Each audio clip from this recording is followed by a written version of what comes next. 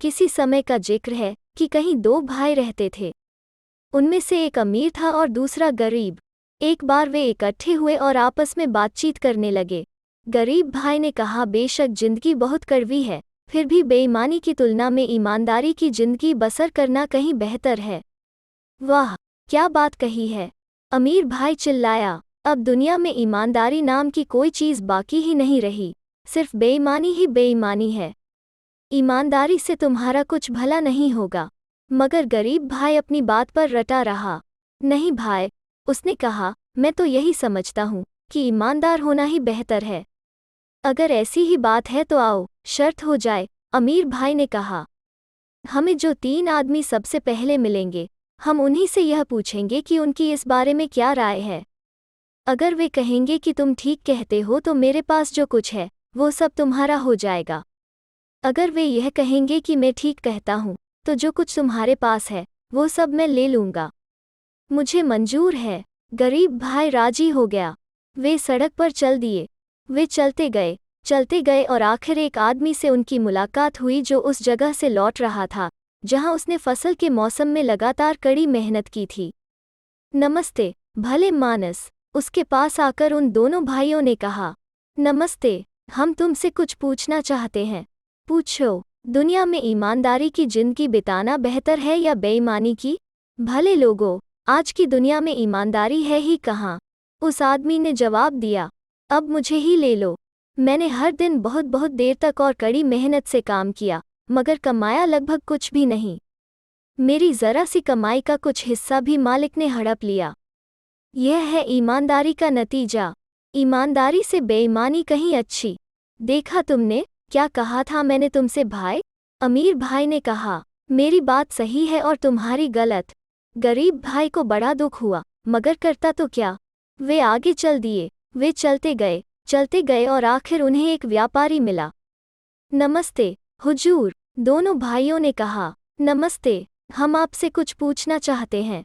पूछो। दुनिया में ईमानदारी की जिंदगी बिताना बेहतर है या बेईमानी की? अरे वाह रे भोले लोगों, ईमानदारी की जिंदगी में क्या रखा है। अगर कोई माल बेचना हो तो 100 बार झूठ बोलने की ज़रूरत पड़ती है, छल कपट करना पड़ता है। ऐसा न करने का मतलब होगा कुछ भी न बेच पाना। इतना कहकर वो अपने रास्ते चल दिया। देखा तुमने, दूसरी बार भी मेरी ही बात सही निकली है। गरीब आदमी का दिल और भी बैठ गया, मगर वो करता भी तो क्या। चुनांचे वे आगे चल दिए। वे चलते गए और आखिर एक जमींदार से उनकी मुलाकात हुई। नमस्ते श्रीमान जी, दोनों भाइयों ने कहा। नमस्ते, हम आपसे कुछ पूछना चाहते हैं। दुनिया में ईमानदारी की जिंदगी बिताना बेहतर है या बेईमानी की? अरे वाह रे भले मानसो, आज की दुनिया में ईमानदारी है ही कहाँ। अगर मैं ईमानदारी की जिंदगी बिताता तो मेरे ये ठाठ बाट। अपनी बात पूरी किए बिना ही जमींदार ने अपना घोड़ा आगे बढ़ा दिया। हाँ तो मेरे भाई, चलो अब घर चलें। जो कुछ तुम्हारे पास है वो अब तुम मेरे हवाले कर दो। गरीब आदमी अपने घर की ओर चला जा रहा था, मन ही मन बहुत दुखी होता हुआ। उसकी जो थोड़ी सी जमा पूंजी थी वो अमीर भाई ने ले ली और केवल झोपड़ी ही उसके पास रहने दी। तुम फिलहाल यहाँ रह सकते हो, उसने कहा। अभी मुझे इसकी ज़रूरत नहीं है, मगर जल्द ही तुम्हें अपने रहने के लिए कोई दूसरी जगह तलाश करनी होगी। गरीब आदमी परिवार के साथ झोपड़ी में बैठा हुआ था। उनके पास खाने के लिए रोटी का एक टुकड़ा तक नहीं था। वो कहीं जाकर कुछ कमा भी नहीं सकता था, क्योंकि उस साल फसल ही नहीं हुई थी। गरीब आदमी ने भगवान को याद किया, मगर बच्चे भूख से रोने चिल्लाने लगे। तब गरीब आदमी ने एक बोरी ली और आटा मांगने के लिए अपने भाई के पास गया। भाई, मुझे कुछ आटा या अनाज दे दो, उसने कहा। घर में खाने के लिए कुछ नहीं है और बच्चों का भूख के मारे बुरा हाल है। अमीर भाई ने कहा, मैं तुम्हें आटा दे सकता हूँ, पर इसके लिए तुम्हें अपनी एक आंख निकलवानी होगी। गरीब आदमी ने कुछ देर सोच विचार किया, मगर इसके सिवा चारा ही क्या था। मुझे मंजूर है, उसने कहा। निकाल लो मेरी आंख, भगवान तुम्हारा भला करे, मगर मुझे कुछ आटा अवश्य दे दो। चुनांचे अमीर ने गरीब भाई की एक आंख निकाल ली और उसे सड़ा हुआ कुछ आटा दे दिया। गरीब आदमी आटा लेकर घर लौटा। उसकी बीवी की जैसे ही अपने पति पर नजर पड़ी वैसे ही वो कलेजा थाम कर रह गई। यह तुम्हें क्या हुआ है? तुम्हारी एक आंख कहाँ गई? भाई ने निकाल ली, उसने जवाब दिया। गरीब आदमी ने अपनी पत्नी को सारा किस्सा कह सुनाया। वे रोए धोए, चीखे चिल्लाए, मगर फिर उसी आटे से पेट की आग बुझाने लगे। 1 सप्ताह या शायद इससे कुछ अधिक समय बीता और वो आटा खत्म हो गया। गरीब आदमी ने फिर से बोरी उठाई और अपने भाई के पास पहुंचा। मेरे भाई, प्यारे माए, मुझे कुछ आटा और दो, वो बोला। जो आटा तुमने कुछ दिन पहले दिया था, वो तो खत्म हो गया। अगर दूसरी आंख निकाल लेने दोगे तो आटा दूंगा। अमीर भाई ने जवाब दिया। दोनों आंखें गंवाकर मैं इस दुनिया में कैसे रहूंगा, मेरे भाई? मेरी एक आंख तो तुम निकाल ही चुके हो। रहम करो, अंधा किए बिना ही मुझे कुछ आटा दे दो। नहीं, मैं मुफ्त आटा नहीं दूंगा, उसने जवाब दिया। एक आंख और निकाल लेने दो, तभी दूंगा। गरीब आदमी करता भी तो क्या? निकाल लो, भगवान तुम्हारा भला करे, उसने कहा। चुनांचे अमीर भाई ने चाकू लिया, अपने गरीब भाई की दूसरी आंख भी निकाल ली और उसकी बोरी आटे से भर दी। गरीब आदमी बोरी उठाकर घर की ओर चल दिया। वो जगह जगह ठोकर खाता, रास्ता टटोलता और एक के बाद एक बाढ़ से टकराता बड़ी मुश्किल से आटा लिए घर पहुंचा। उसकी बीवी ने उसे देखा तो सिर पीट कर रह गई। अरे बदकिस्मत आदमी, आंखों के बिना तुम इस दुनिया में कैसे रहोगे? वो चिल्लाई। शायद हमें किसी और जगह से कुछ आटा मिल जाता, मगर अब? बेचारी औरत ऐसे बार बार रोई कि उसके मुंह से एक शब्द भी न फूट सका। अंधा बोला, रो मत बीवी, दुनिया में मैं अकेला ही अंधा नहीं हूँ। मुझ जैसे और भी बहुतेरे हैं, वे भी आंखों के बिना काम चला लेते हैं, मगर एक बोरी आटा तो परिवार के लिए बहुत नहीं होता। वो जल्द ही खत्म हो गया। बीवी, मैं अपने भाई के पास अब नहीं जाऊंगा, अंधे ने कहा। मुझे गांव के बाहर सड़क के किनारे वाले चिनार के नीचे दिन भर के लिए पहुंचा दो। शाम को आकर तुम मुझे घर लिवा लाना।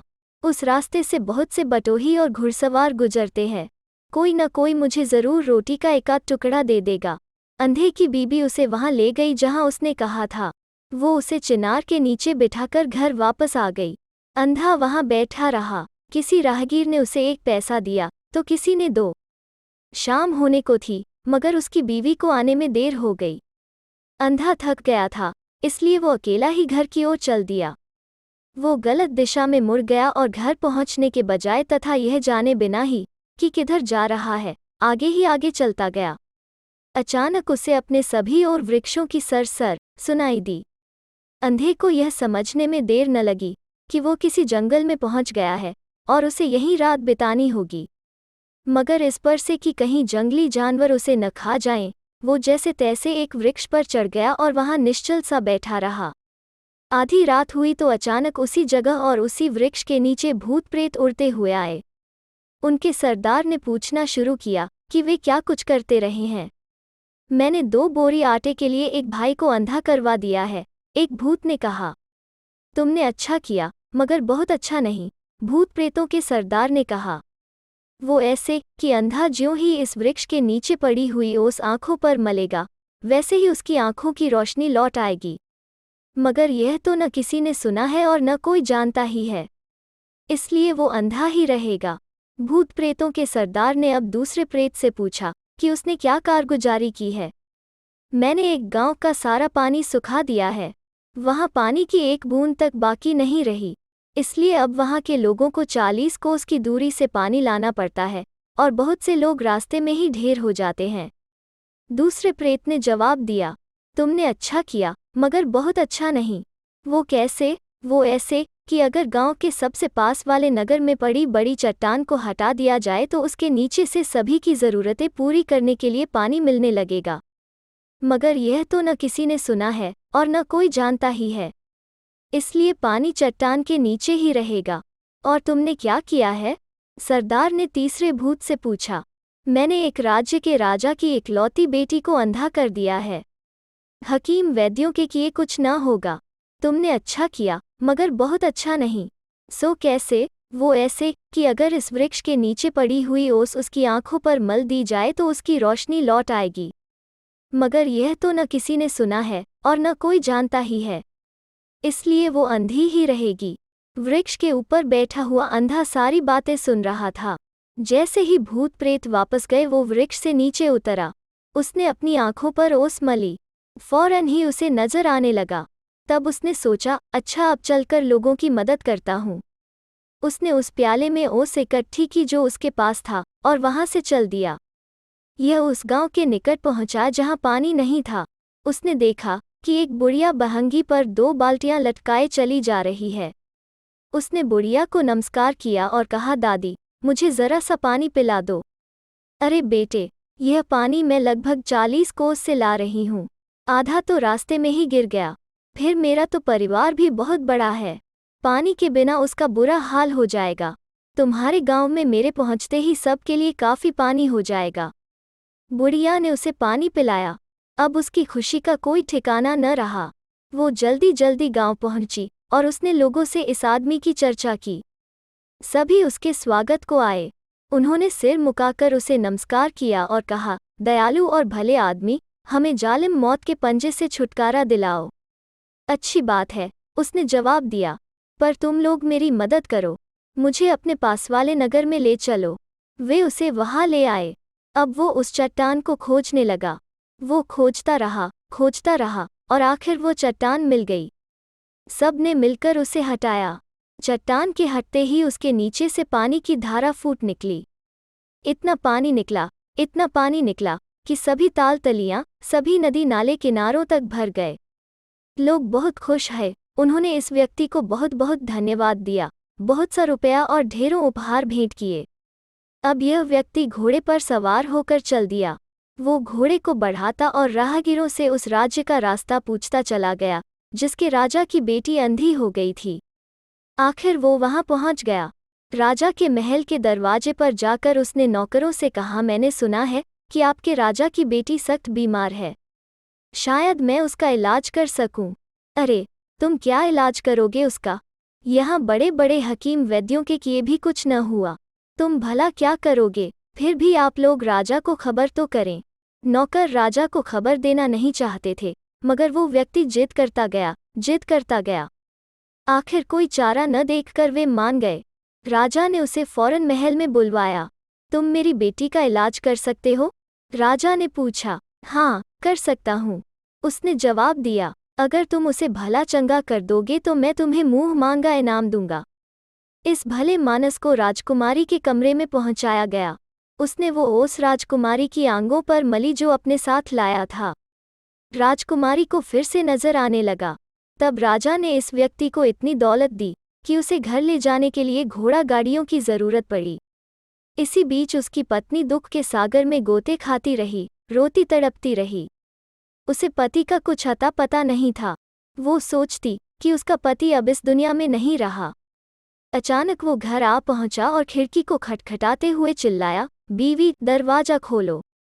उसने पति की आवाज पहचान ली और बहुत खुश हुई। उसने भागकर दरवाजा खोला और उसे झोपड़ी के अंदर ले गई। वो तो यही समझती थी कि उसका पति अंधा है। जरा रोशनी करो, वो बोला। उसने रोशनी की। वो पति की ओर देखते ही खुशी से ताली बजाकर चिल्लाई, तुम्हारी नजर लौट आई? भगवान तुम्हारा भला हो। यह सब कैसे हुआ, बताओ तो। जरा ठहरो बीवी, पहले धन दौलत अंदर से आए। अमीर भाई की दौलत अब इसके मुकाबले में थी ही क्या। चुनांचे वे बहुत अमीर होकर खूब मजे की जिंदगी बिताने लगे। अमीर भाई को भी इसकी खबर मिली तो भागा हुआ आया, भाई, यह सब कैसे हुआ कि तुम्हारी नजर लौट आई और तुम ऐसे धनी भी हो गए? इस पर भाई ने कुछ भी नहीं छिपाया और सारा किस्सा कह सुनाया। अमीर भाई ने अब और भी अधिक अमीर होना चाहा। जैसे ही रात हुई वैसे ही वो भागता हुआ चुपके चुपके उस जंगल में जा पहुंचा और उसी वृक्ष पर चढ़कर बैठ गया। आधी रात को सभी भूत प्रेत और उनका सरदार उड़ते हुए उसी वृक्ष के नीचे इकट्ठे हुए। भूत प्रेत बोले, यह क्या किस्सा है? न तो कभी किसी ने इनके बारे में सुना था और न ही कोई जानता था, और फिर भी अंधा भाई आंखों वाला हो गया है। चट्टान के नीचे से पानी बह निकला है और राजकुमारी भली चंगी हो गई है। कहीं किसी ने चोरी चोरी हमारी बातें तो नहीं सुनी है? आओ, उसे ढूंढे। वे तलाश करने लगे। उसी वृक्ष पर चढ़े तो वहां अमीर भाई को बैठे पाया। उन्होंने उसे पकड़कर उसके टुकड़े टुकड़े कर डाले। अमीर भाई को अपनी करनी का फल मिल गया। तो दोस्तों, कैसी लगी आज की लोक कथा? अगर अच्छी लगी तो लाइक और शेयर करें और चैनल को सब्सक्राइब करना ना भूलें। फिर मिलते हैं एक नई लोक कथा पर।